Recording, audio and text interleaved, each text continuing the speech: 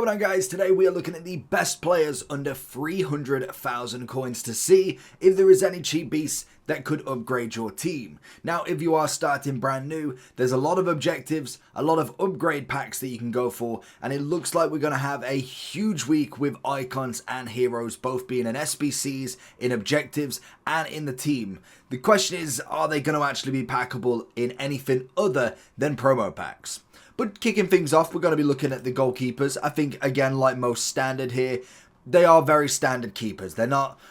There's nobody that I would say is head and shoulders above the rest. If I was to pick one out of this bunch, I'd go Van der Sar. I'd then possibly look at someone like Oblak, Cech, ter Stegen, throwing in a bit of Alisson, then Casillas, then Donnarumma. But I can imagine there's going to be people that really like Casillas, really like Cech, they don't like ter Stegen, they think Alisson's a waste of time. Goalkeepers are the hardest ones to rank because it is so opinion based. You go for striker, nobody can tell you that Mbappe is not number one. It's just a fact in every shape. Virgil van Dijk, the best centre-back. It's a fact. Keeper, you could literally make a case for anybody. I personally have been really liking Schmeichel this time round. 97. Is it the overall factor of being the most rated keeper? Van der Sar is still very much up there, but Schmeichel has been absolutely impeccable for me. If you're looking for coins to improve your team, head over to lootbar.gg for the most reliable and also the best coins around. Also, they have incredible 24-hour manual customer service that you physically cannot find anywhere else. But before finishing on lootbar.gg, make sure you are using JT11 to get 8% off coupon. Once you've gone through the payment, you'll be able to get your coins within the next 24 hours, absolutely guaranteed. Also, with the code, you'll be able to get 5% more coins on every transaction. Make sure you do click the link either in the description or down in the comment section below. In this list, I've tried to keep it a little bit tame. I don't want to necessarily go with absolutely everybody. We've kind of picked 3 per position bar from strikers because there's going to be a lot of people that want different sort of strikers, whereas fullbacks, I think it's pretty standard. We've tried to go for some of the newer ones with the triple play style plus, and also team of the seasons are going to be massive. I haven't obviously chosen any objectives that have expired, any SBCs that have expired as well, because there's no point telling me that you can go and get a Van de Ven when he's expired. If you haven't done him, you can't have him, and if you've got him, give him a try. So left back wise, we've obviously gone with Grimaldo, oldie but goldie, Batcher or Bakker, however you want to pronounce it, and I want to say Jacob. I was gonna try it, but I feel like I know, and I know it won't come out right. But Jacob, again, one of the path to glories is, or no, in fact, to make your mark. A decent card. Anticipate, relentless, whipped pass. Doesn't necessarily have anything pace orientated, but stats wise is up there. And I think with a lot of the path to glories, make your marks, and the icons, the main factor is they've been upgraded by a landslide. And now when you look at some of the kind of nations that don't get as much love, you look at your Poland, your Croatia, well, in fact, there's Poland twice on here, Frankowski as well. But then you go to your Albania, you look at Hungary, there's a decent amount of cards that are really coming out and are very, very cheap. So I haven't put everybody in here. I've kind of gone with my favourites here, just purely on the fact we'd be here forever. And I think when you're looking at one left back or one right back, there's no point going for 6 or 7 options because I'm picking the best of the best. The top 3 under 300,000 coins. Grimaldo would be my personal favourite. He's one I've played the most games with. We do have a red backer as well, but she's kind of been left at that 90, and then everybody's just caught up with her. I think that road to the final was, or road to the knockout, either one, was just an anomaly that really worked. So unfortunately, she has definitely hit the rating ceiling at the moment, and I do think with Jacob, decent left back. He's kind of that, not bog standard, but just above that level. He's not necessarily your Furlan Mendy, but he's that kind of step in between. Going on to the right back side, I know Cancelo technically is a left back on kind of normal default position, but he's a right back in my eyes. I always say it, left back needs to be left footed, right back needs to be right footed. That's just how it works. Wingers is a bit different because Travella, finesse shot, cutting in, going down the wing, the 5-star weak foot always makes a difference. Whereas I think with Cancelo, he's way better on this, and he's so consistent. We do have Frankowski, very much pace orientated, and as it does state, a better right wing back more so than anything. So if you are looking for that, rapid plus, it's got the jockey as well, and alongside the whipped pass, I think it's a very good option to go forward. I don't think Poland made it through. I could be wrong, but I don't think they did. No, they ended up bottom. Unfortunately, I did think, I can't remember what group they were in, but I knew that I thought they were in France's group, so we know how that went.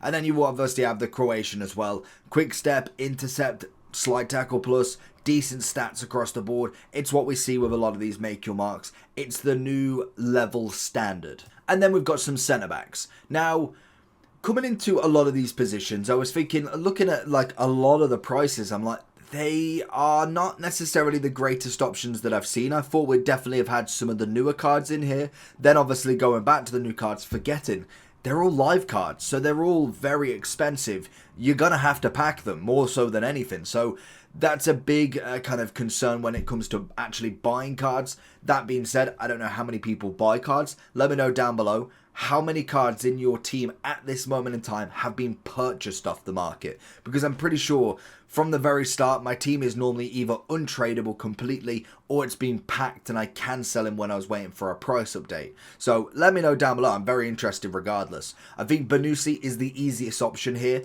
if you are looking for a centre-back. 100,000 coins. You've got until the 4th of July to get him done, and he's an absolute world beater. Love him in that role. I still think Saliba and Renard as the two French team of the seasons are absolutely brilliant. Renard's team of the year was incredible. The upgrade just made her even more. And I do think with Saliba, he's one of the better centre-backs, especially with now that 97. Granted, that 97 is not coming down until France is out, if they ever go out, because that card is a potential of a 99 as well. And I do think from the Make Your Marks promo, Danzo not looking terrible. Maybe isn't necessarily in that absolute top category, but for a 95 with the stats that he's got and the position they're in, Austria are doing pretty bits, to be honest. So it'll be very interesting to see, does he manage to get to the quarterfinal and obviously get that final upgrade? But so far, so good with him. We then have the midfield. I've tried to choose 3. So 3 DMs, 3 CMs, and 3 cams, because obviously there's going to be the top 3 in each. When it comes to the CDMs, I think Rice is the easiest winner here. That being said, if Austria, again, go actually through and do some bits, maybe they go past the quarterfinal, could be an interesting one regardless, but Lema's stats already as a DM is looking fantastic. I don't know, I think they've won 2, so if they do win their round of 16, he will go for a 4th playstyle plus, and then if they were to win the quarters, they do go for the 95, and then obviously they keep going forward. But a very interesting one, especially because, like we've seen on the right hand side of that bracket for the Euros, there's an easier route as such. It may not be, it's still a qualifying match. Knockouts are knockouts, but they are not going up against a France, a Germany, a Spain, or a Portugal, a Belgium. They could potentially do relatively few bits. And the right hand side, someone's got to get to the final. So the real big hitters, I think Austria obviously up there, Italy, you've then got the Netherlands, and then you could throw in England. I know on paper England, it should be the easiest route to the final going on paper. On absolute paper, that should be. But we know what the performance is going to be like. I wouldn't be surprised if round of 16 we're out. But in terms of hope, I hope so. That being said, then you've got Fred. I do think Rice is the easiest option because he's just incredible in that DM role and relatively cheap as well. Under 300,000 isn't bad for a 96. We throw ourselves up to the centre mids. Thuram, beautiful centre mid. I cannot believe how cheap he truly is at the moment, because he is a big baller in that midfield and he was very expensive to start with. Now coming down with the amount of cards that are just surpassing him in terms of the absolute top, so I'll absolutely take it.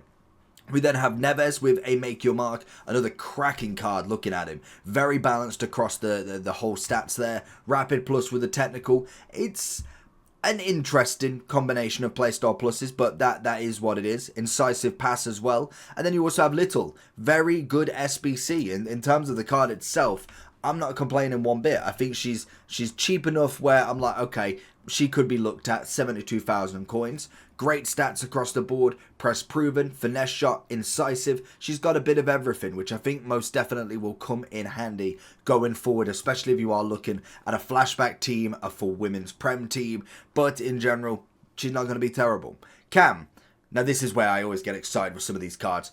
Foden, absolute baller. Musiala, absolute baller. And then I want to say his name is Charles because I could not pronounce that name last time. Yes, Charles, because he did have the double future star last year that you could choose between.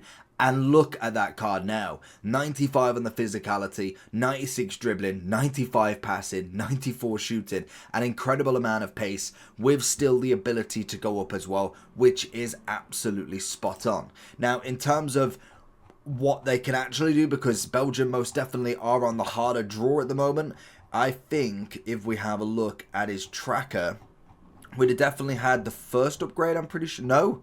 Okay, well, I mean, that kind of says it all then, really. So, unfortunately for him, he might actually stay there. He's had no appearances, no goals, obviously, and none in the 5. So, unfortunately, he can't get the 5th upgrade now because you got round of 16, quarters, semis, finals. Even if he played every single match, he's going to have to hope he comes on for the round of 16, bags a brace, and then says, see you later. He'll get the chemistry bonus and a +1, but the likely chance of that happening is very slim. Hence why he's probably dropped down in price in comparison.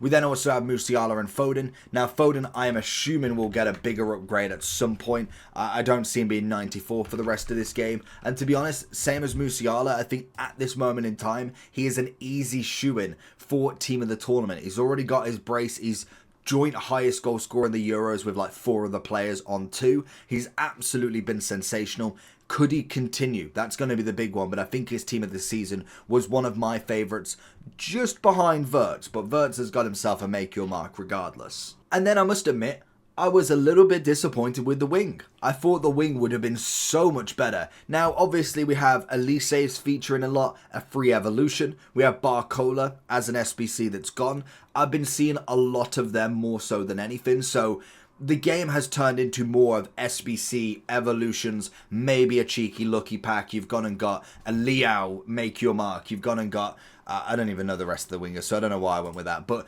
you know what I mean? There is a lot of top end that are just so expensive at the moment. And most definitely, you're going to have to have been lucky to actually get them. If we were going left wing, right wing from the kind of new promos, you're looking at a Rivaldo, a Doku, a Saka. I've seen Saka more times than I'd actually like to. Neymar's obviously up there from the moments, but 5.9 mil. Then you've got the likes of Chiesa at 2 mil, Kvaratskhelia now at 620 after going through. You've got Olmo who can play the cam. He's 370, so he would have definitely been in this list. And then you've got the likes of Cole Palmer as well. Mudryk, now they have gone out, is now down in price, so you can expect that with a lot of them. As the knockout stage progresses, you're going to get cards increasing in value because they're going further, chance of a bigger upgrade, but then cards also decreasing in value because of obviously being out of the tournament. No upgrade means a low price. That's just what happens. And then we will get to obviously the end of the promo and we'll see what we get anyway.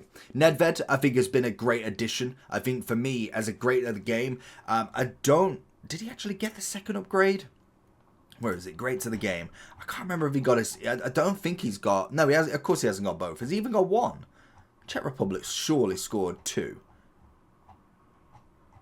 It's always last. Yeah, okay. They did get the 2. They were 1 away from finishing it off as well. That's such a shame. So he could have got a quadruple playstyle plus if they just got 1 more goal. They scored 1 against Portugal, 1 against Georgia, and 1 against Turkey. They just needed a double on one of them games. But I do think in terms of the card, not bad at all. And now obviously he is down in price at 143 because Czech Republic are out. So that means you're going to get him for a very easy price. The other side, there's really nobody on that right wing in terms of kind of newer path to glory, make your mark sort of cards. But the 2 that I do like and stand out to me, Athena, always been fantastic, even from the future star. There was a lot of people rocking her, and she is rapid down the wing. And Di Maria is kind of my inner trickster. I really like him with his agility. I like him pushing forward. He's got a great pace on him with a technical, and then he can cut in with that finesse shot as well. And then also having the weak foot upgrade